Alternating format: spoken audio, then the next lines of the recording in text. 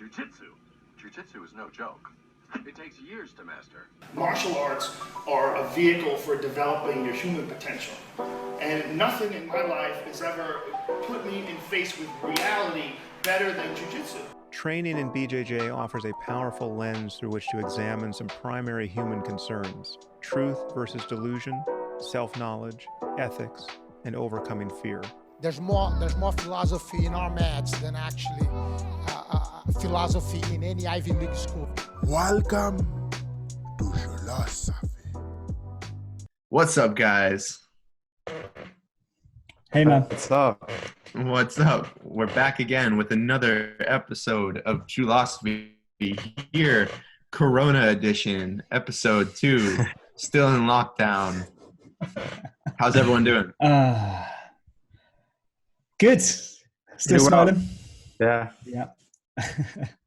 Starting to accept the fact that I really miss being on the mats. Oh yeah, big time. Yeah.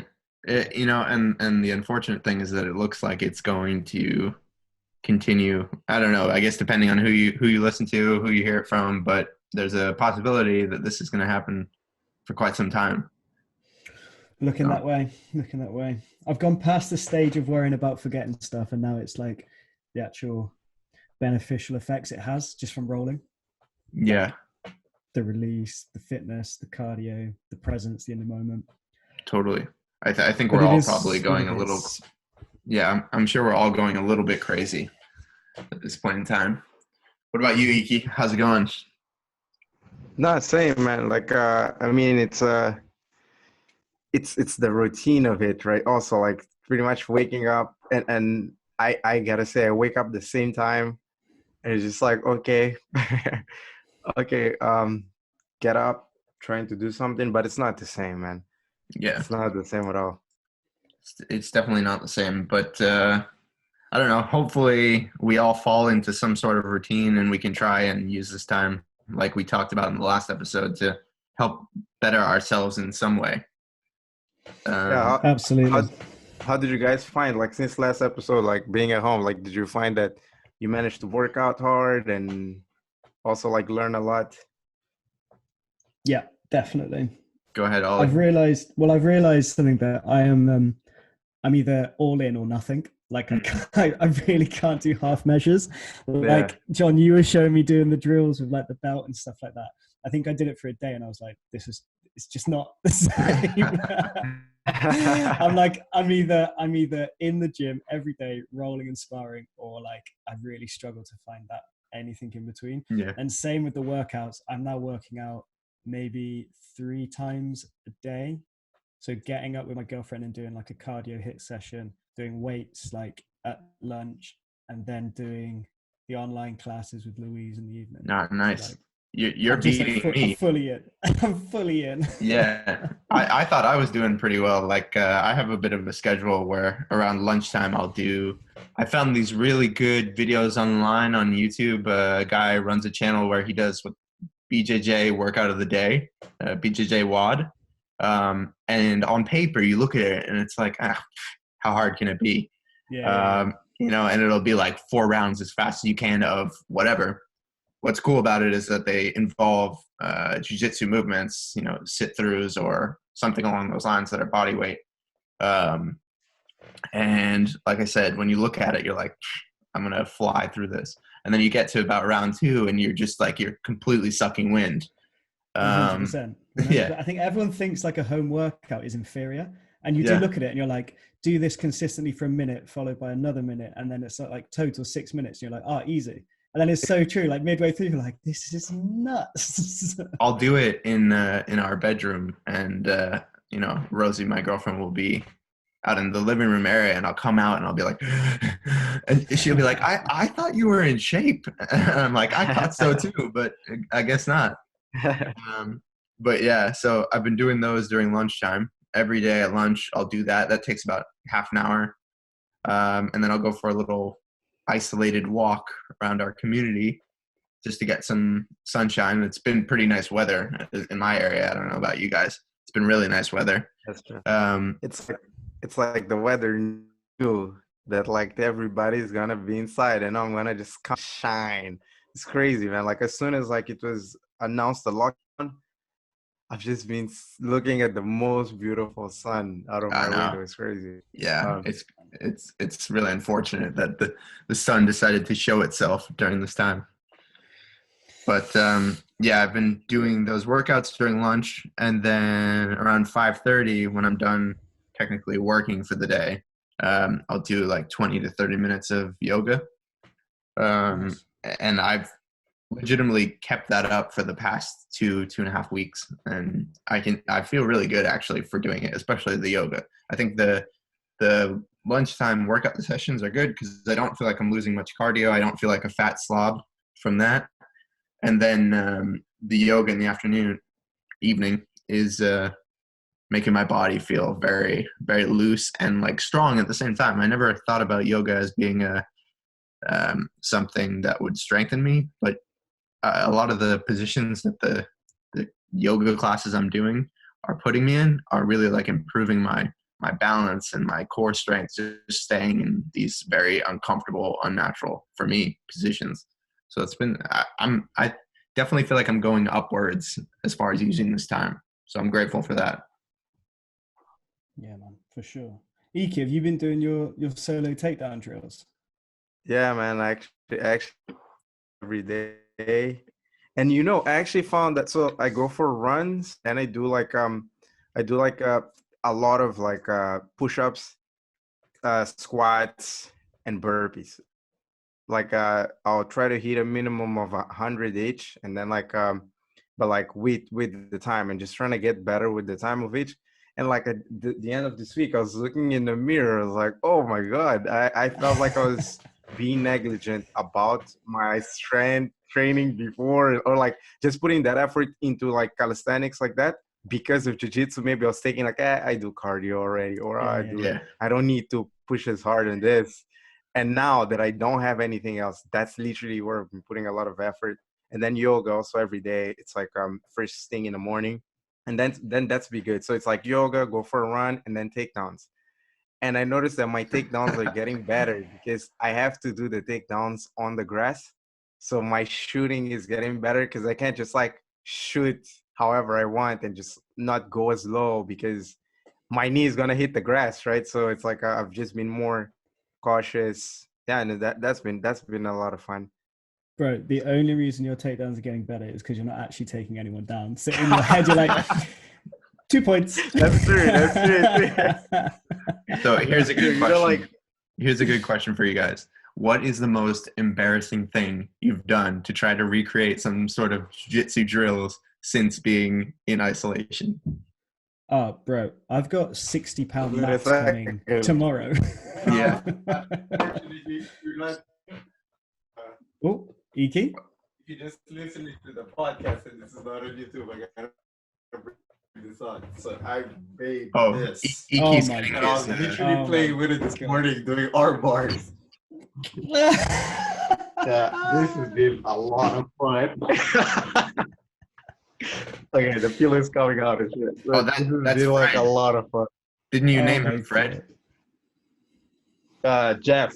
Oh, Jeff. Sorry, Jeff. Hey, Jeff. Yeah, Got a special guest I on the put a- podcast this week, Jeff. yeah, bootleg special dummy. guest on the podcast. He's kind of an introvert. He won't speak too much, but That's all right. Yeah.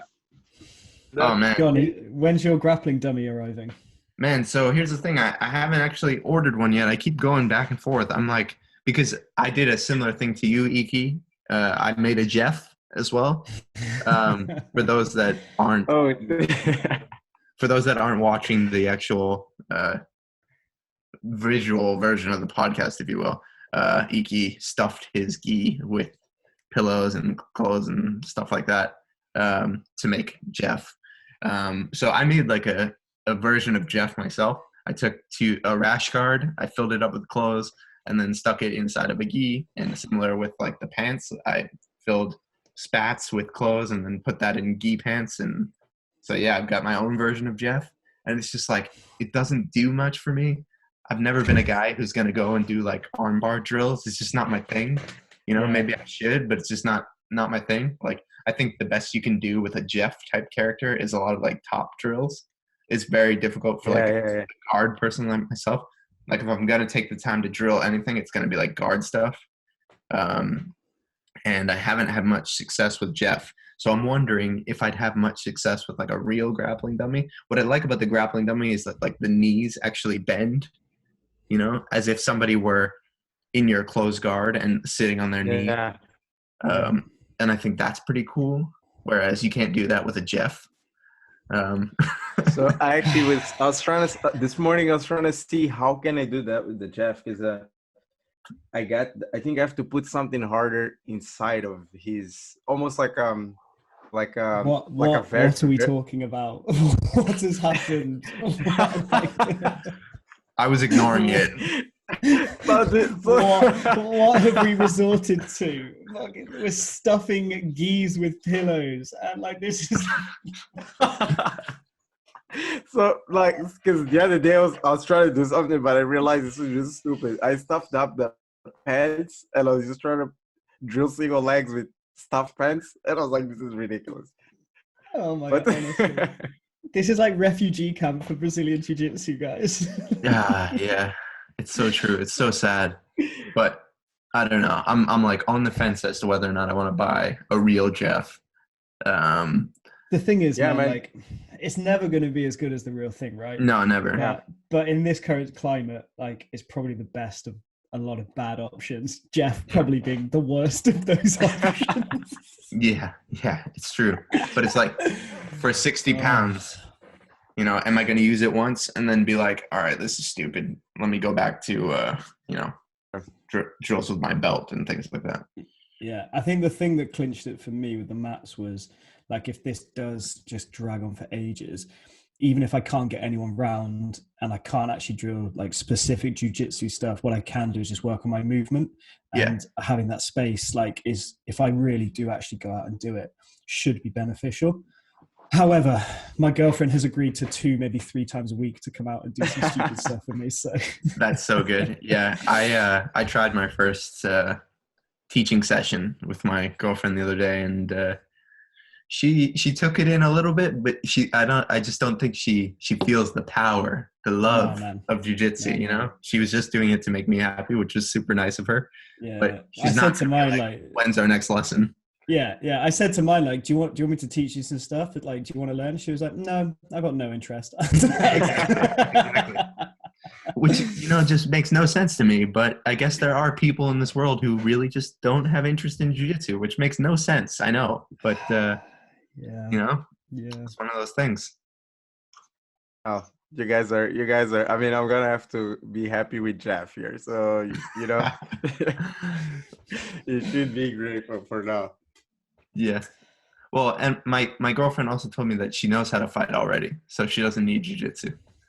So, Wow. I know. She's like, I could beat you up if I wanted to, which I believe. I do believe that. But my girlfriend, I've wrestled a couple of times with my girlfriend, and she fights pure dirty, like nasty, pinching, biting, scratching. Yeah. Good. That's like a long-winded way to say she beats me up. Yeah, exactly. Yeah, we know what that means. Oh man. So yeah, that's tough. That's definitely really tough. Ollie, I know you had a few tricks up your sleeve for this podcast. Is it too early to get into those tricks? Let's get into it. All right. So Nabs, we might have to cut this bit if it doesn't work, but we're just going to roll with it and see what happens. Okay. So I had the idea that we should try and have a bit of fun on this podcast. Okay. So I thought it would be a good idea for us 3 to break down and analyze some of our old competition. I think that sounds great. That sounds very cringy and very great at the same time. EQ space, man. Okay. So, in the spirit of goodwill, I am going to go first. Ooh. Yeah. So I have picked for us my very first ever jiu-jitsu fight in a tournament. Ooh, so good. Let me see if I can share my screen with you. Okay. Can you guys see that? We can see. We sure can. Looks like grappling industries to me. Spot on, my friend. This is Grappling Industries Tournament. Okay, so to give you guys a little bit of context, I had been training for just over a year and maybe like a couple of months. And Iki and I, I imagine with no real prior thought or like any real planning, we're like, let's go and enter our first competition together. We signed up to Grappling Industries. I did the same tournament. And to give the day I did the day after, which was no gi, and I was actually on the mat that's to the left diagonal of the mat that you're about to walk onto. Fun fact. There you go. There you go. So to give you guys an idea of like how unprepared I was for this tournament, I didn't even know like how to achieve 3 points for passing the guard. Like I wasn't even sure like really what passing the guard was or like what it got you in a competition. I was purely going into this like, I've sparred a few times, let's go have a crack at it and see how we get on. So without further ado, are we ready? We're ready. Yeah. All right, okay, let's go. So here I am on the left, I the tiger, and away we go. So just like any good white belt fight, we dance around for a good long time. Oh yeah.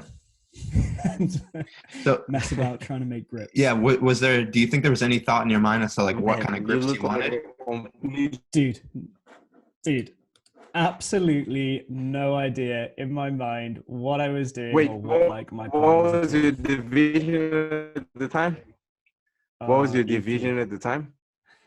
So I was 88 and below. Okay. So this was middle. So yeah, we're just like doing our thing. But nah, John, at this point, like I was having a proper out of body experience where like I knew that I was in a jiu-jitsu fight, but I had no real like conscious thought of what I was doing. I had no plan to take down, pull guard. It was all just like hang on for dear life and hope for the best. And the guy looks a little bigger than you. Is that possible? Yeah, he was, and he was actually relatively strong. So look, pull guard, I do nothing about it and get pulled into close guard, which is, great. And then I do remember at this point being like, it's okay, man. Like, you know how to open close guard, like keep your posture and make the grips and then up we go. But like in reality, none of it was translating at all. Yeah. And what you will see here is I go up, he hooks a leg, I do nothing about it. And then, we're down and into mount. So this guy just scored 6 points on me. And yeah, we stay here for a little while. Lovely. Again, no idea what mount defense was. Like, I'm just trying to basically not get choked out at this point. And he does go for a choke in a minute. But what I did actually start to think was, like, I wonder if, because I remember thinking his hips were quite high. And I remember thinking, like, I wonder if I can bump this guy. And although I've muted it, Iki, you're the guy actually recording, and you're screaming to me, like literally screaming, Ollie, bump him, he has no base. And like, you're just continuously screaming this at me. And I'm like, well, yeah, like, fair enough, but he's also got like a fairly good grip. He's about to choke. I love whoever's filming this is like, all right, now's the time, I'm going to zoom in. Oh, that was Iki. Yeah. Iki, like, let's get some camera angles here. Like, let's get inside. But yeah, like obviously he's got this deep cross collar grip on me, and he's looking for that choke. And nice. Then there, woo, guys, wow. Let's replay that. Because this is because Iki is like, bump him. So I'm like, yes, bam, done. And just so you guys know, I've never ever been able to do that ever again in any of my jiu-jitsu. I've never been able to trap and roll. That's amazing. So pause the video there just for a second. So for our if there are any viewers who are not familiar with what just happened, Ollie somewhat intuitively recognized that because the guy was going for a cross collar choke from the mount, he had no base on his left side, and so he hip bumped to like a diagonal right for him and was able to unbalance the guy. He had nowhere to post with his left hand. I mean, to be honest, looking at it, I actually think I got really lucky because I wasn't controlling his right arm.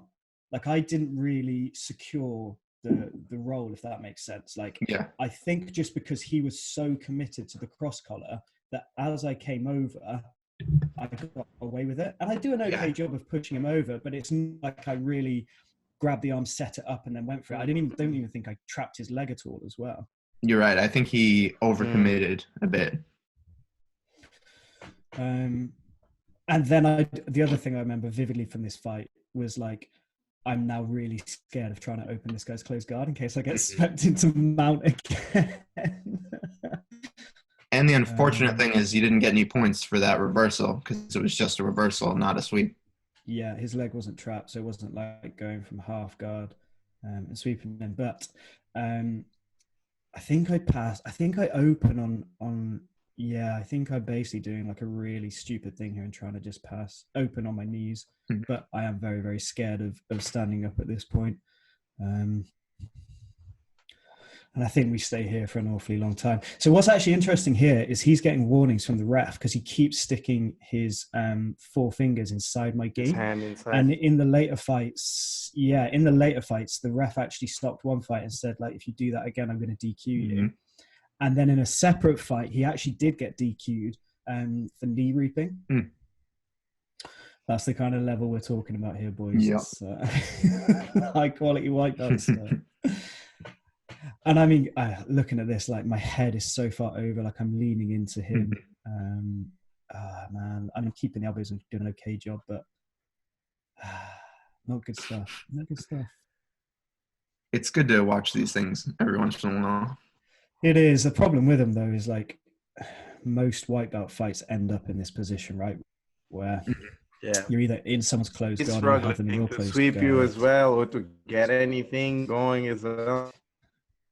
Yeah, I mean, it's just one of those things where in the fight, it's like really intense because any one mistake could completely turn the tide. But man, doesn't make for the best watching. Oh, so actually, what's really hilarious is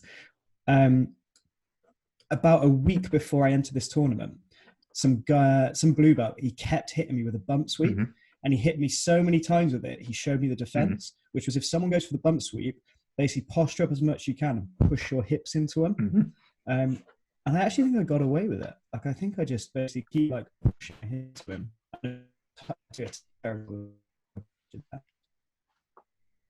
Right now, this is great. This is absolutely great. So at this point, if we had the sound on, you would have Iki screaming, "Pass, Ollie, pass! You need to pass." And during the match, I remember thinking to myself, like, what does he mean pass? Of course, it's because he's get this leg out and we all know what passing the guard is, but that's how underprepared I was, man. Yeah. And then I jumped back into his close guard.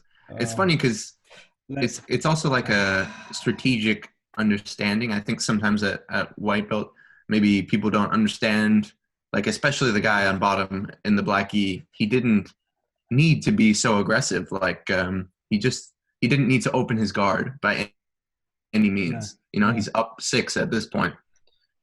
I was passed as well. Like if I'd have just cross-faced, secured, but instead I literally jumped back into his guard. Yeah, but and that's the end of the match. Bummer. Hey, and so that was your first one, you said? My first ever fight, yeah, in a competition. Nice. Man, and how were you feeling at this point? Quite tired. At this point, honestly, so tired. And it was one of those ones as well where it was like, I know what just happened, but I wasn't present, if that makes sense. Yeah. It was like I was watching myself do it. And I walked off the mat thinking like that was one of the most surreal experiences, but I was just not present or conscious in 100%. any of that. How was the breathing? Terrible. And my grips were gone, which is weird because I didn't have any grips in that match. Like I didn't make any grips, and yet my forearms were still just completely. I remember my first couple tournaments. Like after each match, I couldn't open my hands, like because I was so. Yeah. So, terrible. Cool. Should How do you we? think that was? Should we do another one? I'm down. Yes, Yeah. we are, those. We could do one of my losing matches. if Well, you John, want. I have one of you winning and one of you losing. Which do you think we should do? I've Dun, got dun, dun, dun. All Stars, and I've got, I think, is it Grappling Industries? Yes. All Stars is me losing. So why don't we each do a losing match? Okay. Yeah. And then we can do a winning match. I actually Okay. like this match, even though I lost and the camera work is pretty shitty. I'll still try to walk Okay. through what was Alright. happening. I lost, but it wasn't. It was cool. It was a cool match, and lots of things that I can point out that were big mistakes. Cool. Okay. So All ready? Stars. This is the bronze medal match, which I was devastated for losing this one. I just wanted some hardware. This is adult blue belt lightweight bronze medal All Stars. Was the hug necessary? did we need that in our lives? Well, sometimes like at the bottom of the screen it'll say the category. Oh, okay, never mind. All right, let's go. So this was the first match that I had that day that the other guy potentially would have pulled guard. So let's pause there. Okay. Let's actually go back to the guard pull, and I'll talk about. Yeah, as you can see, right there is fine. I was going to put my foot on the hip, and he kind of like brought his right knee in a little bit, and it just completely off-centered my my left foot going into his hip.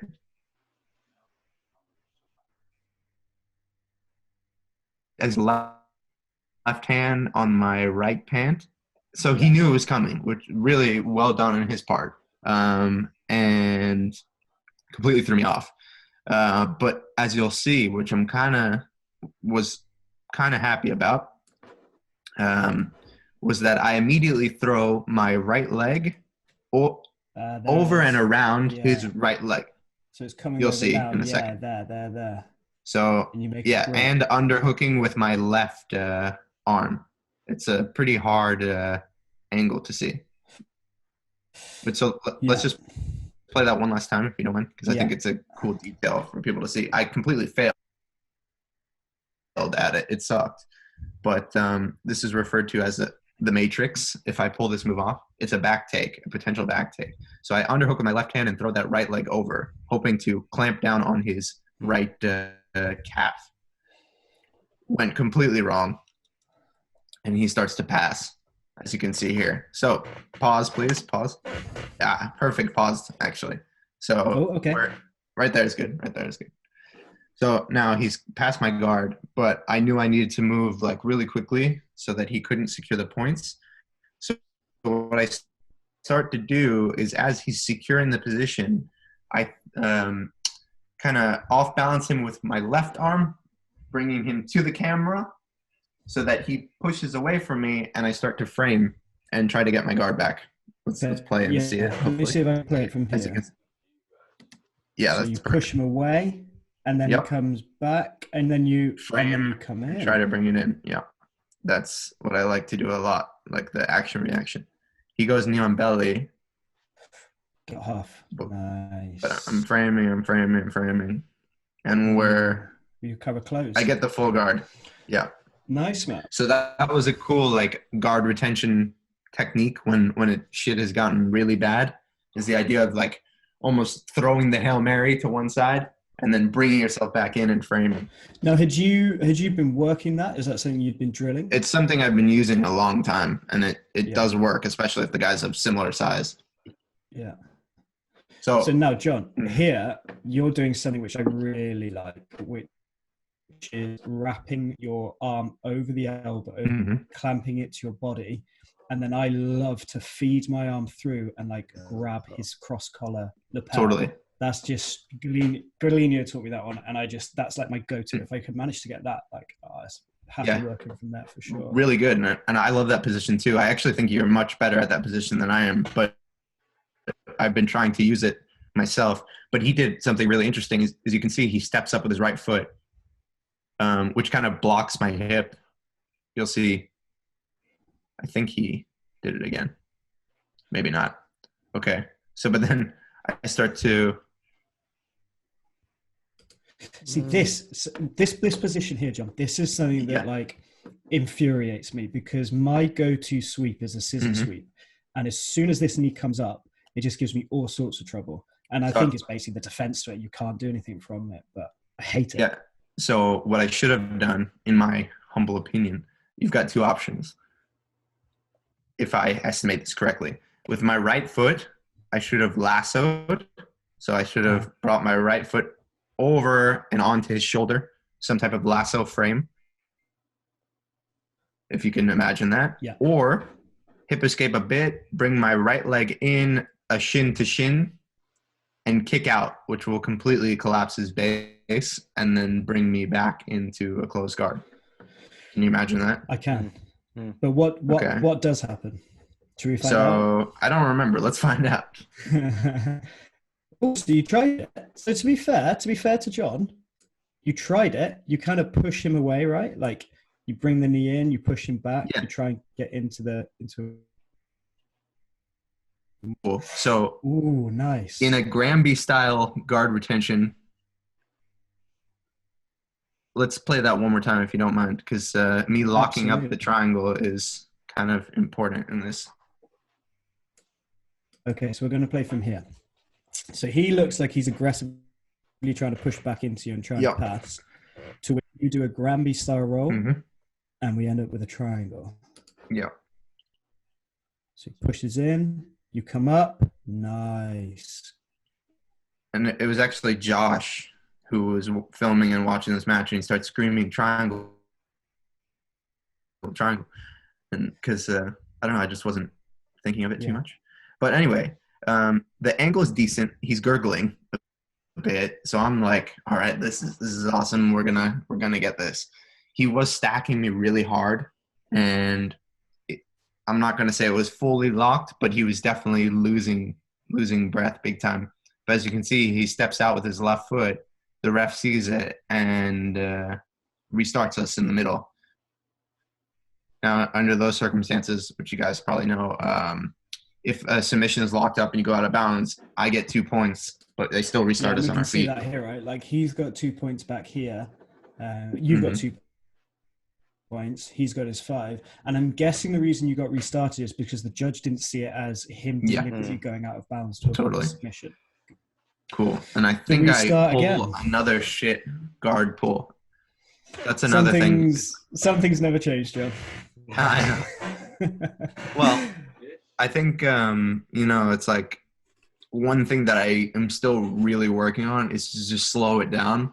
Like, it's not about full guard, maybe waiting for the right time, not just, I'm going to make my grips and pull immediately. Because when you do that, I think you get sloppy. And as you saw in this match, I got sloppy twice.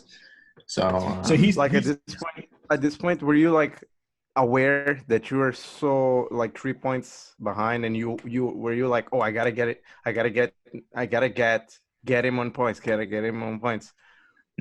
At this point, I was exhausted because I gave my legs felt like jello, because with that triangle, I was squeezing with everything I had, because I was so sure that like, this is it. I'm gonna put him out. I actually thought I was gonna put him to sleep. I was so impressed with his ability to say, I'm not gonna tap. Like he 100%, this kid, this Gracie Baja guy would have gone to sleep for sure, no doubt. Because like he was like in the triangle. And another thing I learned from this match was like, when you have something locked on, the idea of like constant steady pressure rather than just like bursts of because when I stood up here, I had nothing left. Like I just wanted it to be over. Cool. Should we hit play? Let's do it. Okay. Yeah, see, he timed it again. Did you see that? You see, he just shot his left knee through. Yeah. That was pretty cool. That was actually pretty cool on his part. Inside. Yeah, so he's even looking for it, right? And then we just see him come through, and he takes, I guess, this half that was guard. Well done on his part. But Iki, you might like my half guard here. I thought it was pretty decent, if I remember this match correctly. So you've got a So I'm good fighting for the underhook, underhook right? style. Yeah, decent. I'm on my Okay, side. Look, so- I start to. Do you see me bump him forward a bit? And what are you thinking here, John? Like, what are you going for? Are you going for this deep half, I guess? Yeah, I swung for deep half there. His kneecap was free, but yeah, look, that was cool. So pause there. I like I said, I like this match because even though I didn't win, I think there was a lot of like cool techniques. So right there, we're in deep half. I transition from deep half into single leg X. So if you play deep half, he bases up a bit, so that gives me the space to bring my legs through into single leg X, which realistically should have been X guard. I should have just gone straight X because he starts to pressure again. Okay. And now some weird scramble. He comes out. Now, John, do you think a lot of this had to do with your stamina? Because to me, there, it does seem like I've seen you do way better than that, and I think honestly that just looks down to like to 100%. I mean, look at me. Like, I look on the verge of death. Yeah, and then he's out. And then do you see your left knee there where it was like wasn't coming up? Yeah. So then we're into this position. Okay.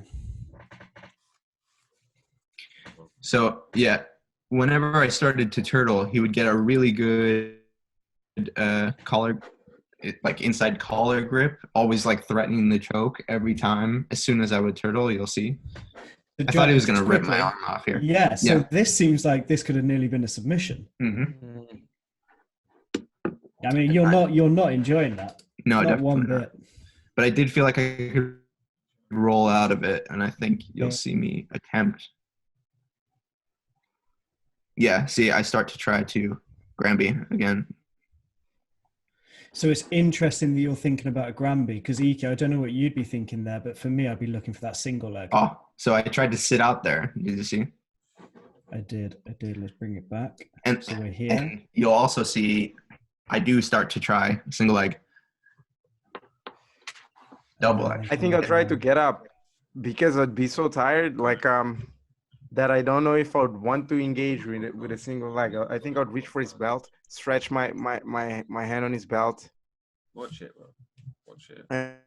And slowly get up and disengage a little bit. So let's bring that back just to hear. So, John, I've just seen the time, and I think it's like 2:48 left of your match.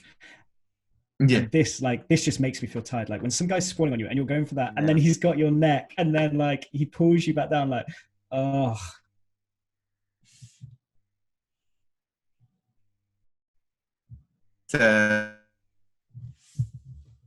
But like I tried there. Oh, he so got John, me. So what happened? The whole time he had a grip on my collar. Ooh. And he look. Yeah, it's really hard to see, and it was pretty confusing. But so he's got. I think he's got a cross. Yeah. See it there? Yeah, and then it was like a clock choke type deal. It was a mixture of pure exhaustion plus a clock with choke the pressure. Knee, with the knee on the neck as well. Yeah. Oh. I know what you mean though, man. Like you lost it, but like you say, yeah, I was happy with that match. I was gutted because like that was a bronze medal match at least, and I think it would have been competitive maybe on another day. Like I'd love different circumstances. I think it would. You calling him out, John? I'm calling him out. Yeah, if you're listening to this podcast, guy, you come see me. Pull up. Let's run it back. Hilarious. Yeah. How are we doing for time? I don't know. Are we on a time limit? Is it bedtime? I think we are. You know, I've got. You got mine? You know, I've got yours, Iki. Oh, sure. Let's go. Oh.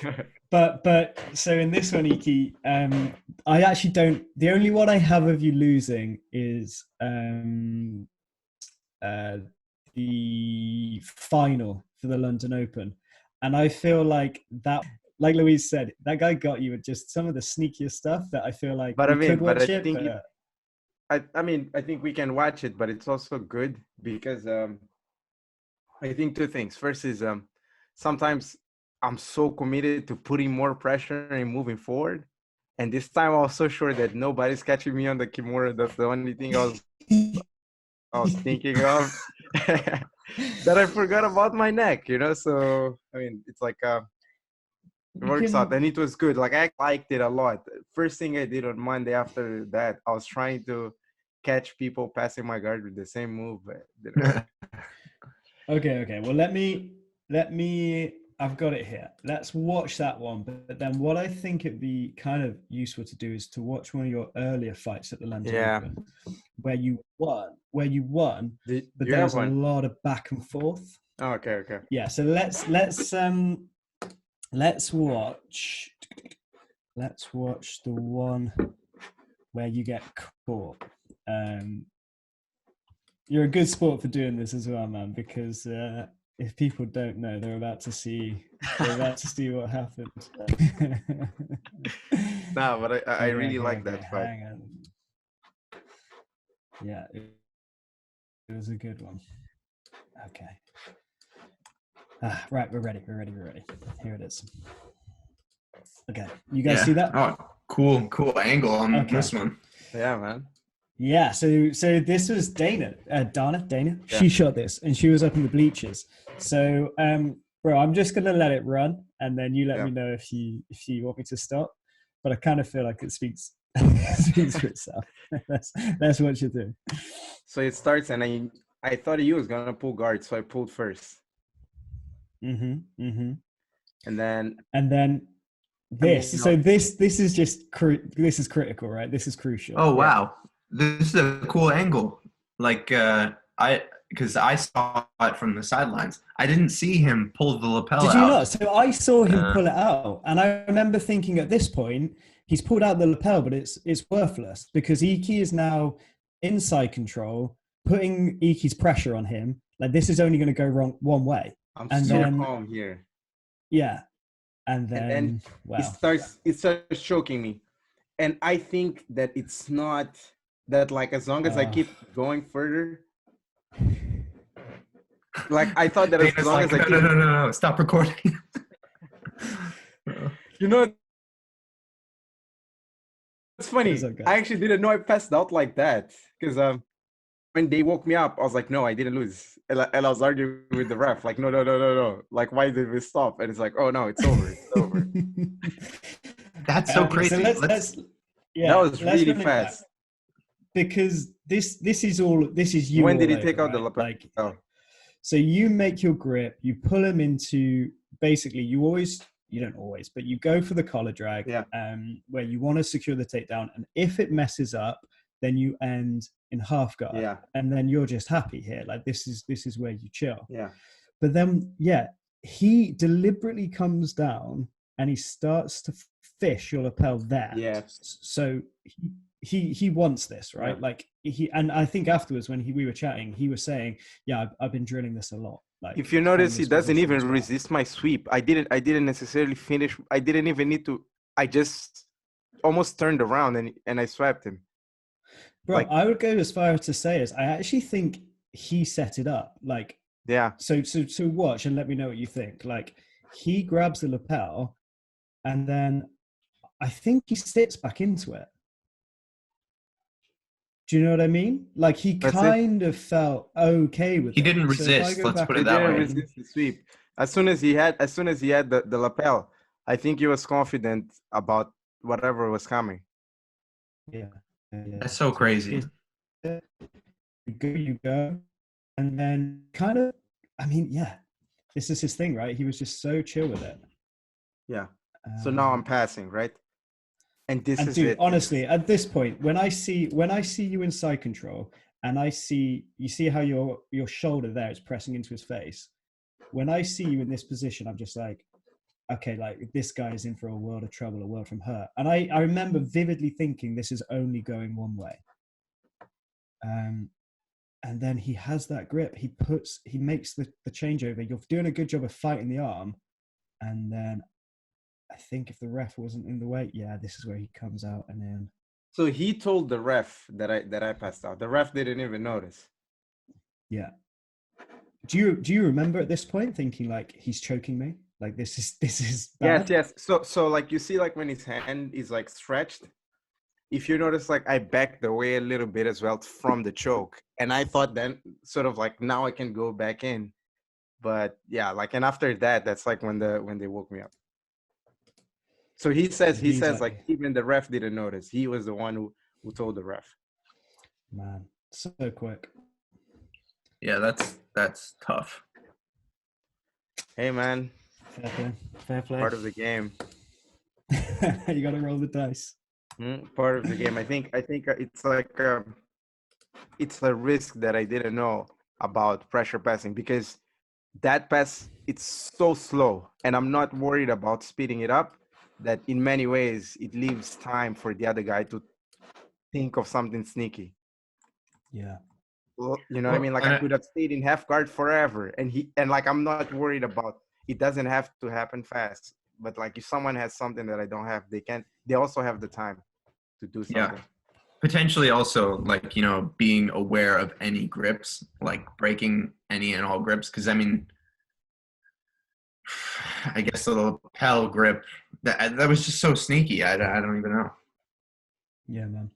I mean, we've never seen it, but now we know. It's like it was very good. Like all credits to him, very good. Yeah, and he said afterwards, like he'd been drilling that loads and like getting away with it, and he said that in the match he felt as if it had just kind of like it was there, so he was just going to take it. Now, obviously, he went and he set it up, but you know, you did sweep him, you got your 2 points, and I think at that point he kind of thought it's available, why not go for it? Yeah. And then if you don't know, right, like if you're not prepared for that, if you haven't seen it before, then it ends that way, I guess. That's how it turns out. It's good. It was like clean, like you won. Yeah, man. Nice. Lovely. All right, Ollie, should we look at a winning match? Let's look at a winning match. So, Iki, I can't remember which one of yours this is. I think it may have been either your second or your third. So it's this one here. And the reason I really like second. Your second? Yeah. And so the reason I think this is good is it's go on. What were you gonna say? No, I think the reason why I think this is good is because I lost a lot of very dominant positions. Yeah. And it's something that like I'm still beating myself over. It's like how, like why? Like I shouldn't have. Yeah, and I think as well, I reckon this is why Coach, before we went into isolation, was drilling the pass from their half guard. Because it comes a lot in this fight. So let's get into it. So he makes his grips and he shoots the collar drag. Oh, boom.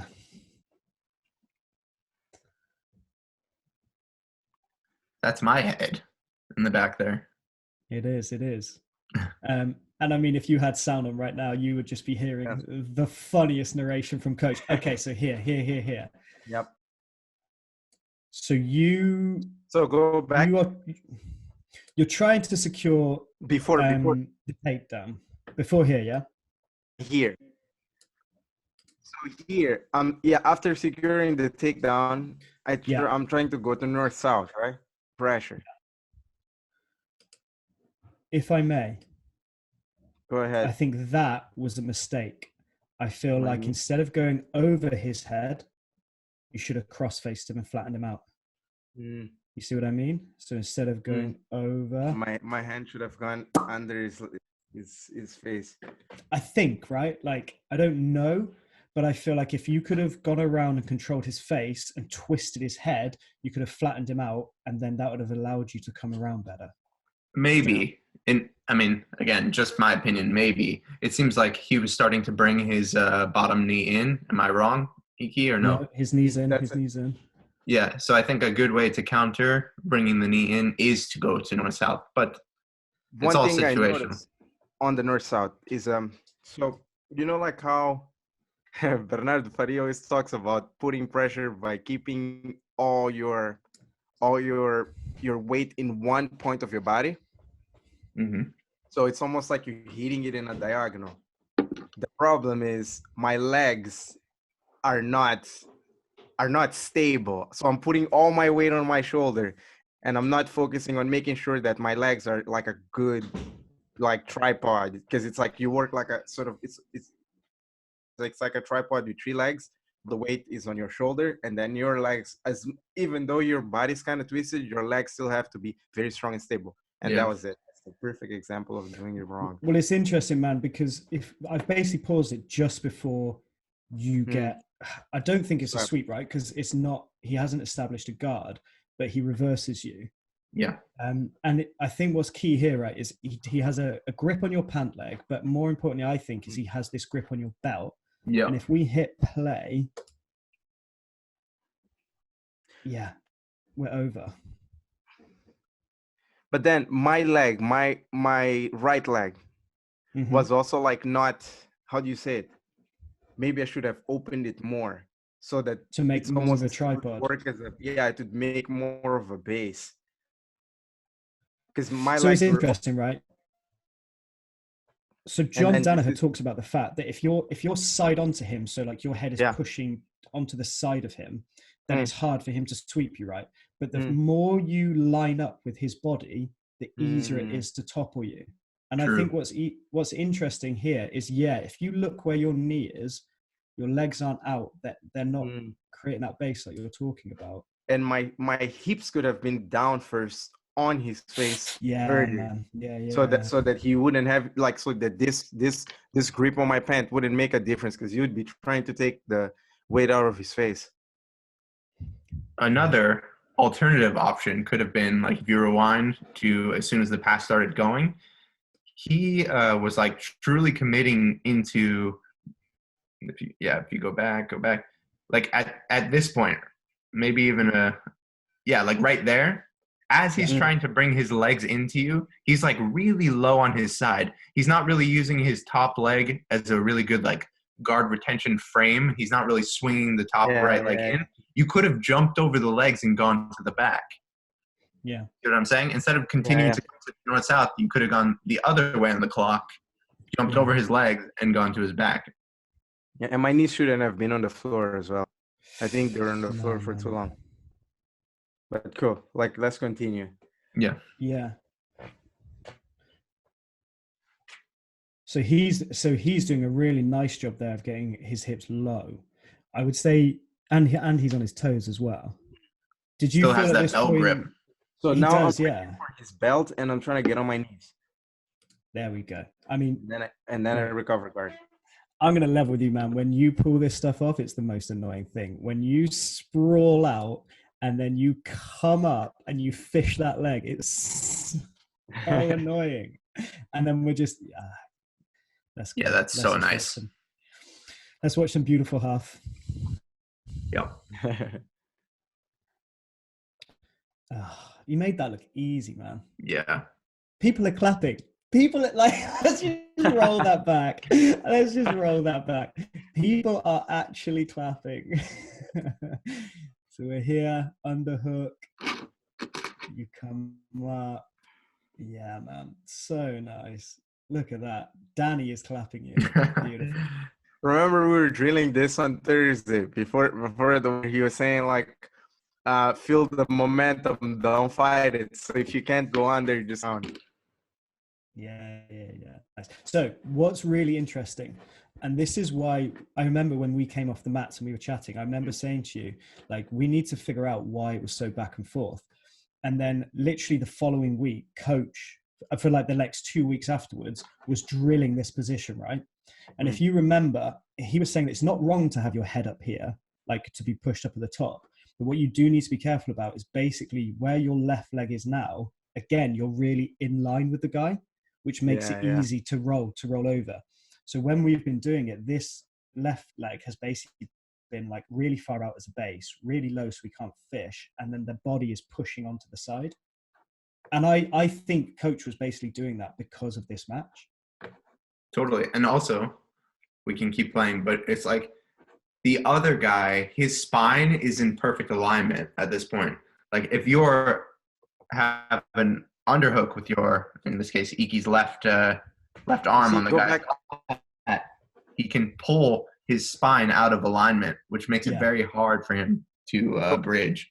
Yeah. So Go what back a we see little bit. here as well, man, is Yeah. like, Look. so he,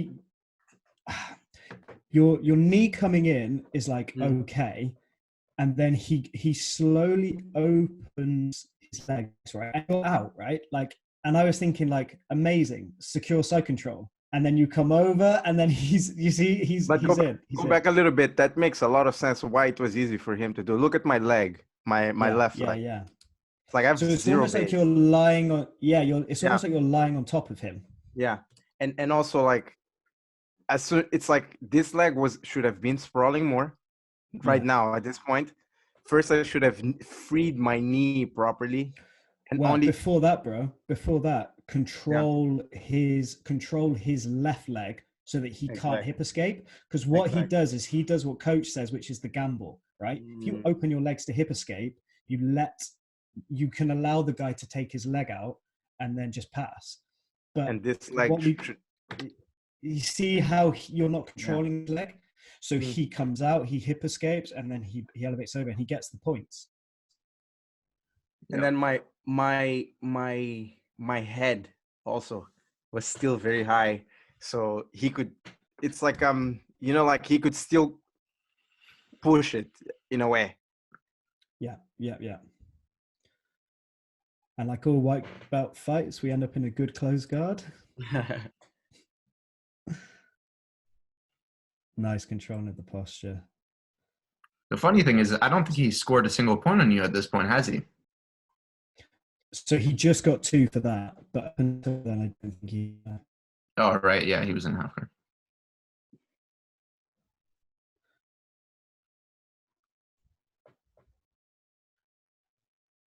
At this point, man, I was thinking, man, please get your sneaky armbar.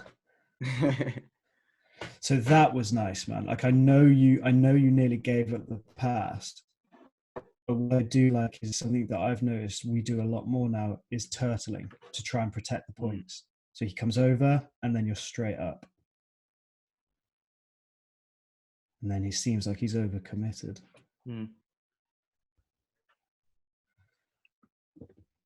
I mean, I was watching after my arm that does nothing. Okay, so that's interesting. So I think there you go. Coach saying there you should have got the 2, right? So he's come over to try and take your back. He's fallen over. You've done a good job, I guess, of defending her. So now this is what coach is saying. I think that he thinks should have counted as a 2. But then nice pressure in for a 3. He's saying advantage. Can't give the points after that. And then you get the 3.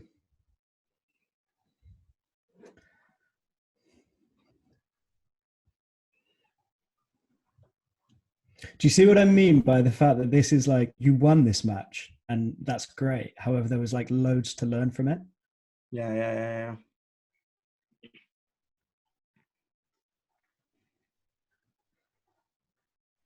Even there, like, overcompensating a bit.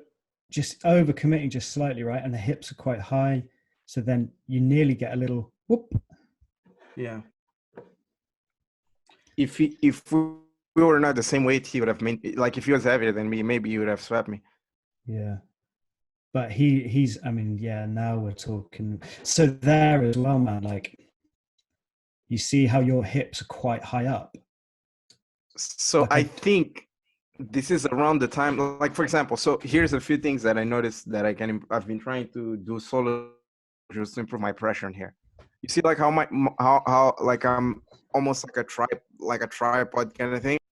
Yeah. My hips can still be a little bit more twisted.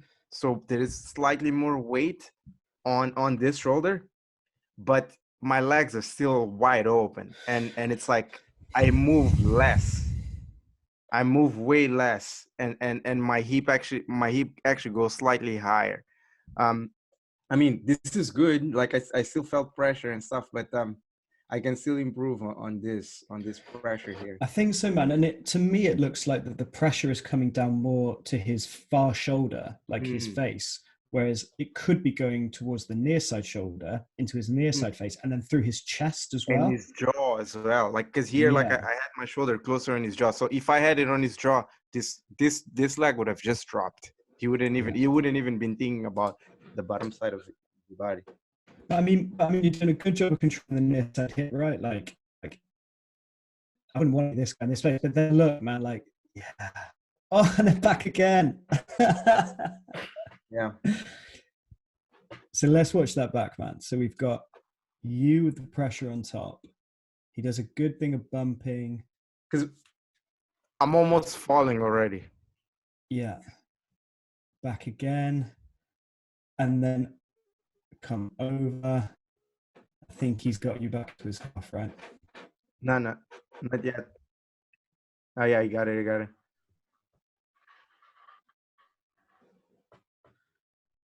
And then I think that's his sweep, right? 2 for the sweep. So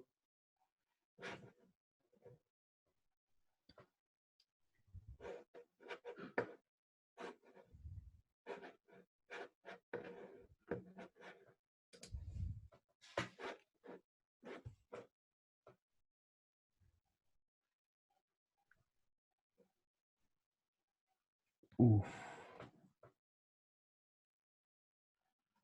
So here I'm just trying to climb my legs higher and higher. Nice job keeping that base open. Yeah.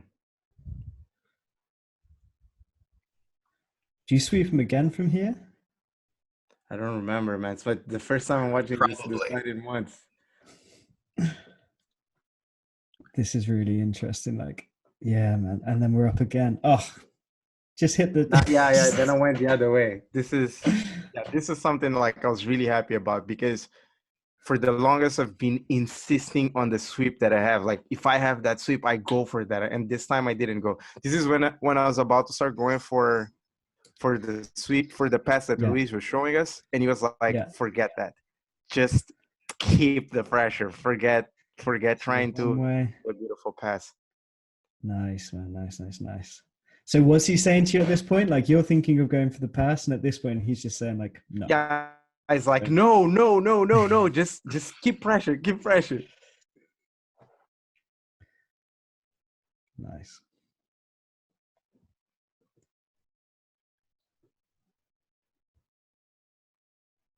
Yeah, it's how straight you are on top of him. It's bad. Oh, Jonathan. Hello. And there we are. A victory for Iki. Nice. That tournament was crazy. It was a bit mental, wasn't it? Yeah. Cool, guys. We're actually at the 1 hour mark. I don't know if that makes a difference, but did we all enjoy analyzing our videos? I thought it was great. I'd love to hear from our listeners, and hopefully. Are we done? Well, I don't know if we're done, but it's an hour. So it's like, do we want to save some for the next episode, or do we want to keep going through the other matches? What do you guys think? Save some. I feel like we've just done one apiece, and we should wrap it up there. Okay. Yeah. Cool. All right. Well, thank you everyone for listening. We hope that was a fun and informative episode. Hey, one second, just like as a throwback. Hey, John, can you teach us something in Portuguese you've learned recently? Sure. Let me think. Faixa branca não tem técnica, só violência. Wow. Would you like to translate that, Iki? White belts don't have any technique, just violence. That's what I learned. The truth. Yeah, cool, guys. Everyone who's listening and hopefully watching this, please leave a comment. Let us know what you thought about this format. If you enjoyed us analyzing our matches, we've got plenty more good ones and embarrassing ones. You let us know which ones you preferred. Any closing comments, Iki or Ollie? Nah, man. Stay positive. Stay happy. Keep smiling. Yep. keep training. Wish you all the best. Cool. Yeah, like keep training. Like, With Jeff. no matter, yeah, no matter the space, no matter the partner, just keep training. Cool. Thanks, guys.